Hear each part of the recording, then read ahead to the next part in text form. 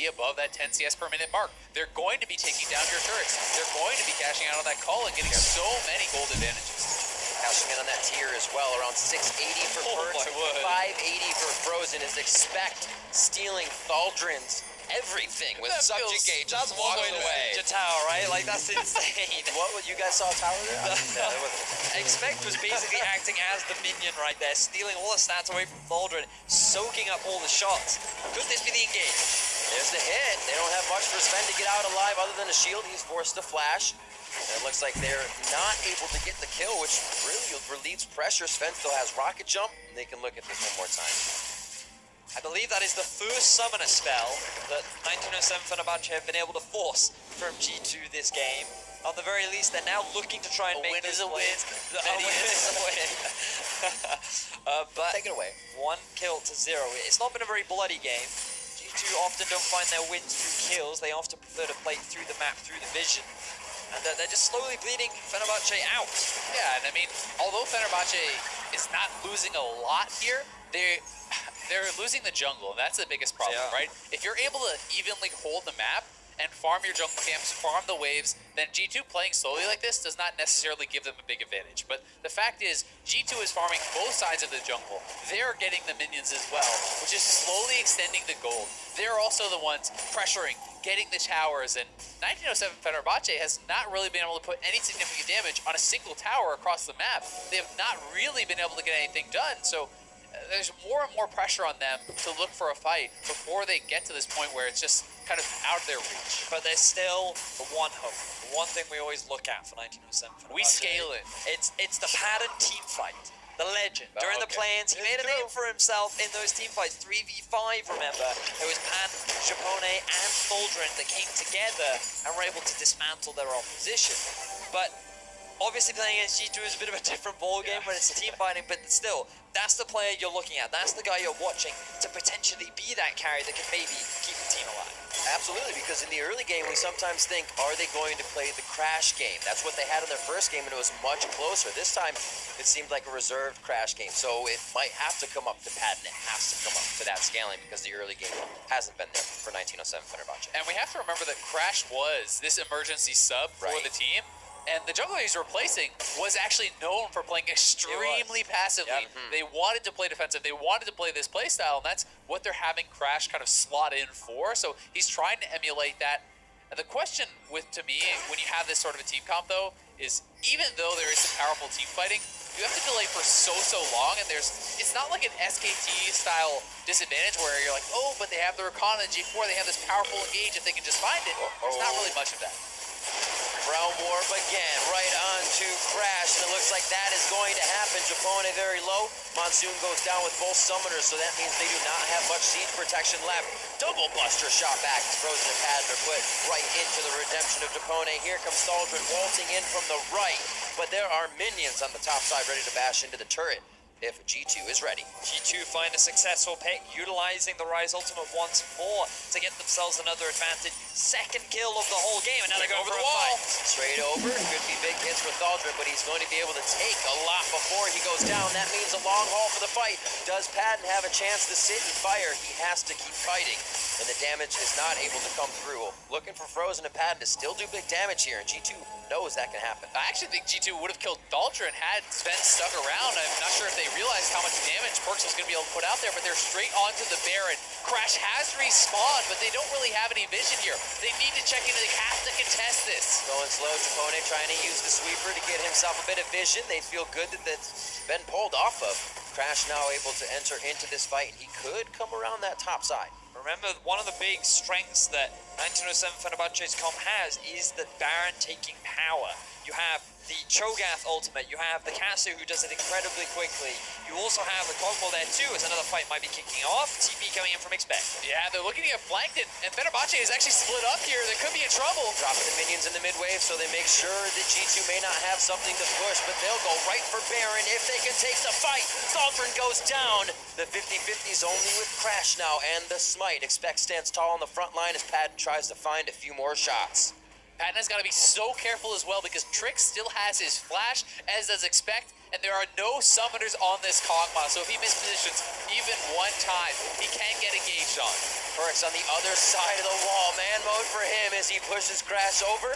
And we'll see if Crash can get himself back in. The flash is up, so he can pretty much deny any of that positioning, but over the wall goes G2 for Crash, and the Baron will go into the hands of G2 Esports. Trick and Middy to do the rest of the damage there. Hopefully, they have enough damage there, getting a little ahead of themselves. Overzealous, G2 goes for too many kills and almost lose their team doing Baron. So G2 finally get themselves the Baron. 1907 Fenerbahce will be able to return with an Infernal Drake at the very least, using the TP as well to secure that one.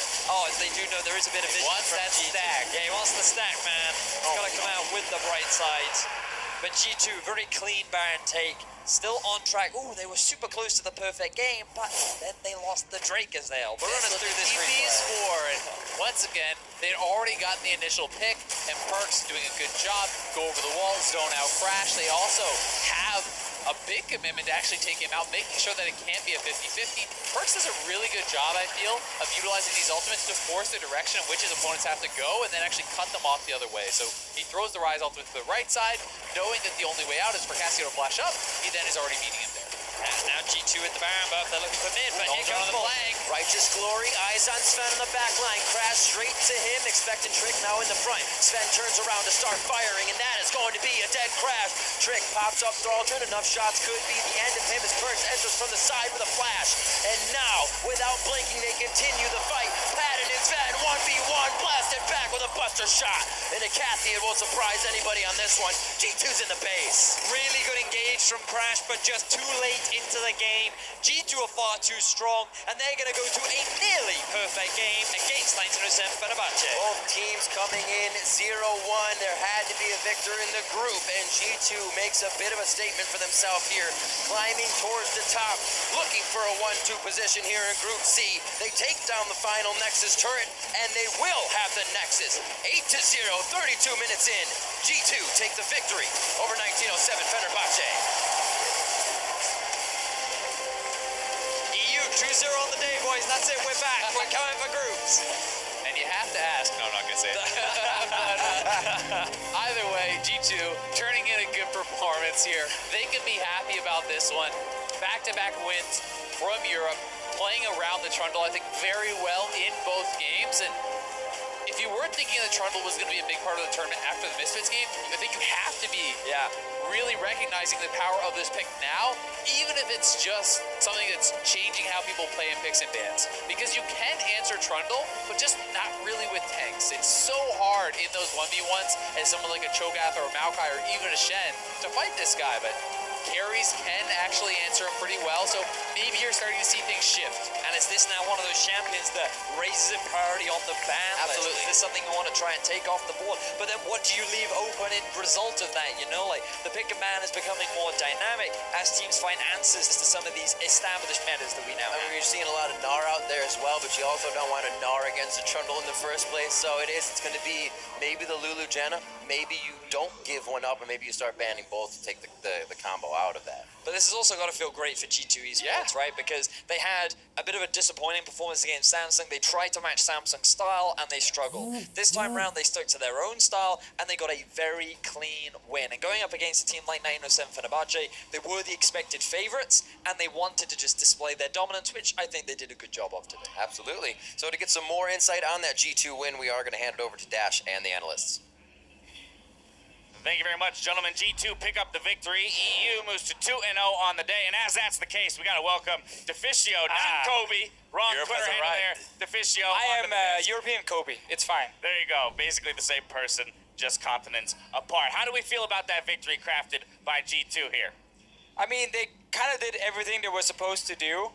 They were like, okay, we're going to win bot lane, we're going to win top lane, Perk's going to roam up there as well, and after they got the kills, they knew we had to wait for Baron, and then they waited for the Baron, they secured the Baron, and slow, yeah, but they didn't take any chances. And this is the second game in a row here. We've got the Trundle pick coming through in the face of a Cho'Gath tank on the other side. So the prevalence of this pick, what do we think this might do to the meta, as was just discussed by the casters? I mean, naturally, it does mean that there are other options for the Cho'Gath. That said, I still think it was a very risky draft to give away. The fact that you gave away Kog'Maw, Janna, Cassiopeia, and Cho'Gath, like, that's a 20-minute Baron composition. If you ever lose control of that game, Fenerbahce's comp is terrifying.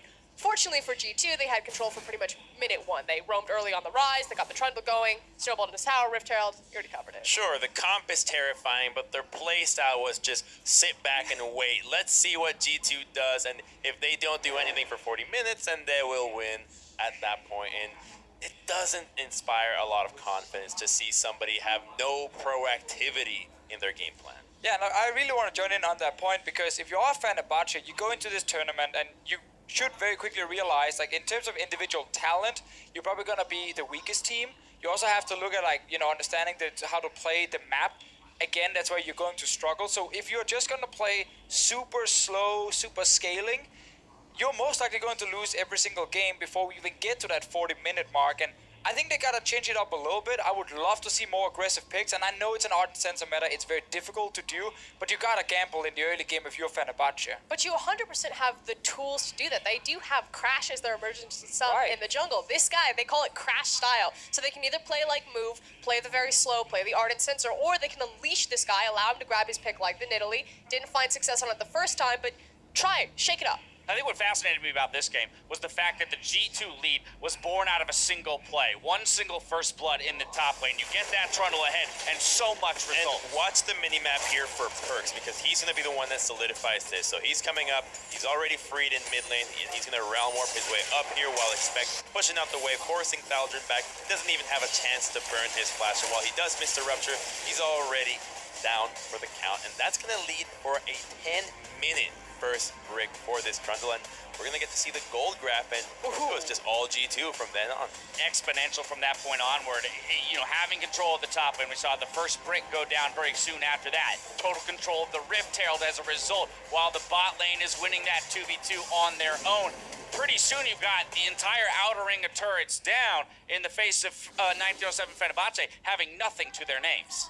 And actually, one of the things that I think is starting to develop as kind of like a subcategory of the Ardent Sensor meta is Cole as a really solid item. So Sven started it in the bottom lane. He's not going to die to Janna. You might as well cash in on a little extra individual gold for yourself. Forget about the support. And in the top lane, the Trundle. You're wondering how it's going to shake up the meta. Well, Trundle can get a pretty significant lead into these tanks because he can itemize that item. A tank's not going to go Cole for his own build, whereas Trundle can start getting that lead and enable a snowballing split pusher to have some success. Final points, Divisio. Well, another thing we also see now with the European teams bringing out Trundle is these picks that can beat some of the late game scalers in the laning phase without being useless later on, because Trundle is still good in the late game. Same for like the Lulu, Tristana in the bot lane. So it's not just about going 40 minutes now. You can actually also play for strong laning phase. A solid win for the European squad. That's going to do it for us now. Let's send it over to Shox and hear from G2's mid laner.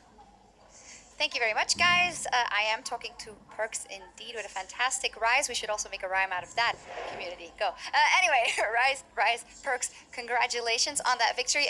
If you'd have to think of how your confidence level was yesterday after that Samsung game, and then after this one, where are you guys at right now? How confident are you that the next games are going to go well?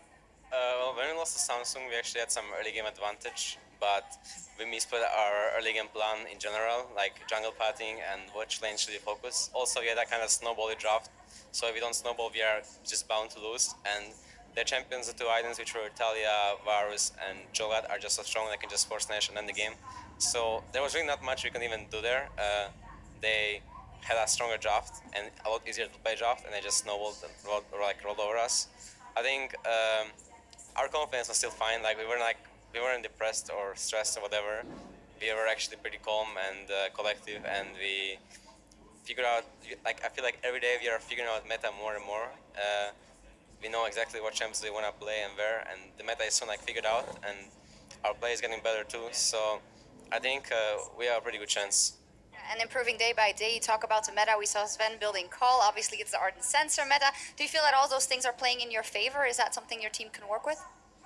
I think the meta is pretty good for us right now. Like we've always been pretty good at playing mid-bot style, mid-bot carry, and this is like just the kind of meta. It's Ardent Sensor and tanks on both top and jungle.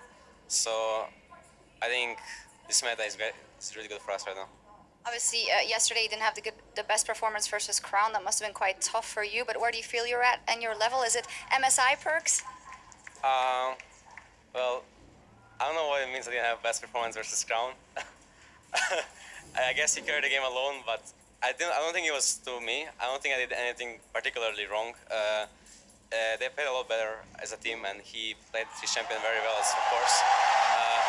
But I think my level right now is pretty good. I'm very confident that I'm one of the better mid laners of this tournament, and that it's all about how anyone performs at the end, you know? And I believe that after I gained so much experience of participating in every tournament for the last 2 years, my experience will come in handy, and I will be a very strong performer this year. All right, fantastic. We're looking forward to it. Thank you very much, Perks. Congratulations on the first victory for G2. We're going to take a quick break, but when we come back, we'll have the Samsung Galaxy up versus RNG, so don't go anywhere. Sven turns around to start firing, and that is going to be a dead crash. Trick pops up Thaldred. Enough shots could be the end of him as Perks enters from the side with a flash. And now, without blinking, they continue the fight. Patton and Sven 1v1, blasted back with a buster shot. Someone flash on them. Okay, it's fine. I'm coming. I can't. Back.